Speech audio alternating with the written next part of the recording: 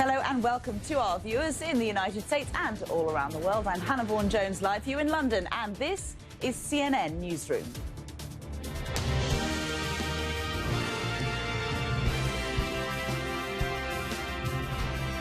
Donald Trump is set to ascend the world stage once more on his second visit to Europe as the US president. Only this time, the meetings will be higher profile and the stakes even greater. Melissa, this is a big, big deal for Poland, having the president there in their capital. US presidents are used to positive relations with Poland. Should we expect anything different with Donald Trump?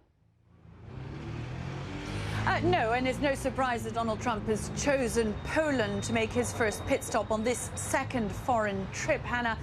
Paula, the US then not ruling out at least military action, but where does that leave the South Koreans? Well, Hannah, we've had a reaction from the South Korean President, Moon Jae-in. He's in Germany at this point, meeting with Angela Merkel earlier on, and he said that he was calling for stronger sanctions. He was calling for more international pressure. Nikki Haley there for the US saying that all the countries need to stand together and take a unilateral approach. Russia seemingly has a different stance. What's behind that? Well, I think Russia's stance is that they want to stand together with the rest of the international community, but with a view to getting the North Koreans into a process of diplomacy and negotiation. Welcome back to CNN Newsroom. We're going to return now straight to Poland. These are live pictures. You can see there US President Donald Trump is on his way to the Royal Castle in Warsaw, the Polish capital, to meet with his Polish counterpart, Andrzej Duda. The two leaders are quite similar, really. President Duda himself came to power just 2 years ago on a populist wave of anti-immigrant sentiment. They are both sceptical of international organisations like the European Union and also NATO. However, in just a few hours' time, President Trump, once he's held these bilateral talks with the President Duda, he is expected to deliver a speech on his transatlantic policy, focusing in particular on NATO. Everyone will be listening to hear if he says anything about that mutual defence clause, that crucial clause in the NATO alliance, which means that an attack on one is an attack on all.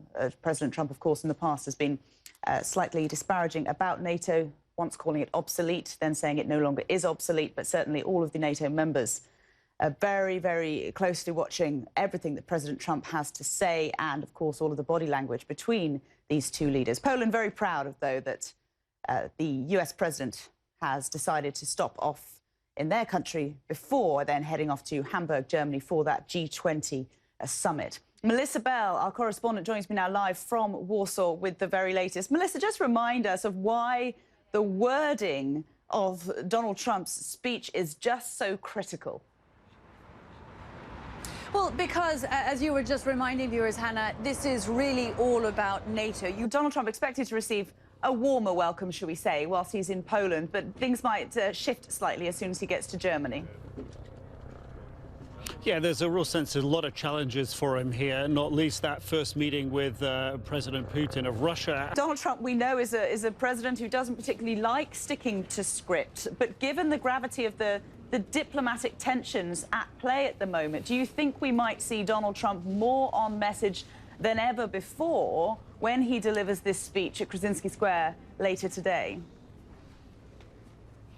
There will be a hope here that he doesn't distance himself from the sort of the economic heart of Europe. And it'll all be about sticking to that script, Hannah.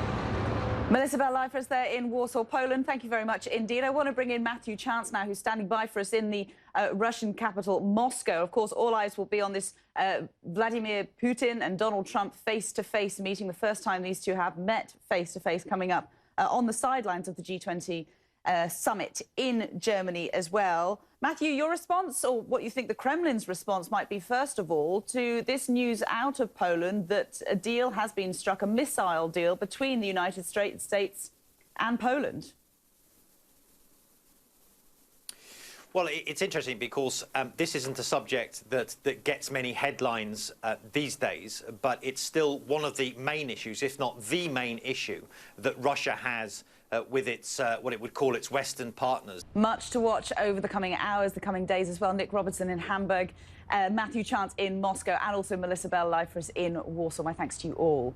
It's a busy couple of hours, busy morning for us here at CNN. We are, of course, monitoring President Trump's second trip to Europe as President of the United States. He then heads off to the G20 in Germany. That takes place tomorrow. Plenty more coming up on this story and all the rest of the global headlines after the break.